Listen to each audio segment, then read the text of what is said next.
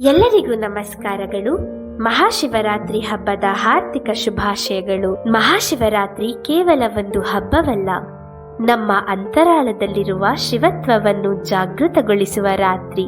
ಈ ಮಹಾಶಿವರಾತ್ರಿ ನಮ್ಮೊಳಗಿನ ಅಜ್ಞಾನದ ಕತ್ತಲೆಯನ್ನು ಕಳೆದು ಜ್ಞಾನದ ಬೆಳಕನ್ನು ಬೆಳಗಿಸುವ ಸಮಯ. ಶಿವ ಕೇವಲ ಒಂದು ಮೂರ್ತಿಯಲ್ಲ, ಒಂದು ಶಕ್ತಿ. ಆ ಶಕ್ತಿ ನಮ್ಮೆಲ್ಲರ ಒಳಗೆಯೂ ಇದೆ. ಈ ರಾತ್ರಿ ಆ ಶಕ್ತಿಯನ್ನು ಅರಿಯುವ, ಅನುಭವಿಸುವ ರಾತ್ರಿ. ಶಿವನ ನಾಮಸ್ಮರಣೆ ಕೇವಲ ಶಬ್ದಗಳಲ್ಲ, ಅದು ನಮ್ಮ ಅಂತರಾಳವನ್ನು ಸ್ಪರ್ಶಿಸುವ ಕಂಪನ. ಮಹಾಶಿವರಾತ್ರಿಯ ಜಾಗರಣೆ ಕೇವಲ ನಿದ್ರೆಯ ತ್ಯಾಗವಲ್ಲ, ಅದು ನಮ್ಮೊಳಗಿನ ಅಹಂಕಾರವನ್ನು ತ್ಯಜಿಸುವ ಸಂಕಲ್ಪ.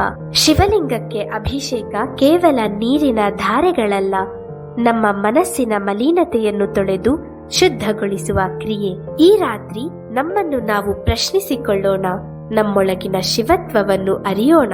ಕೇವಲ ಪ್ರಭುವಿನ ಭಕ್ತರಾಗಿರದೆ ಅವರಂತೆ ಬದುಕಲು ಪ್ರಯತ್ನಿಸೋಣ. ತ್ಯಾಗ, ಸರಳತೆ, ಜ್ಞಾನದ ಮಾರ್ಗವನ್ನು ಅನುಸರಿಸೋಣ. ಮಹಾಶಿವರಾತ್ರಿಯ ಈ ಪವಿತ್ರ ರಾತ್ರಿ ನಮ್ಮೆಲ್ಲರ ಜೀವನದಲ್ಲಿಯೂ ಶಾಂತಿ, ಸಮೃದ್ಧಿ, ನೆಮ್ಮದಿಗಳನ್ನು ತರಲಿ ಎಂದು ದೇವದೇವನಾದ ಮಹಾಪ್ರಭುವಿನಲ್ಲಿ ಪ್ರಾರ್ಥಿಸೋಣ.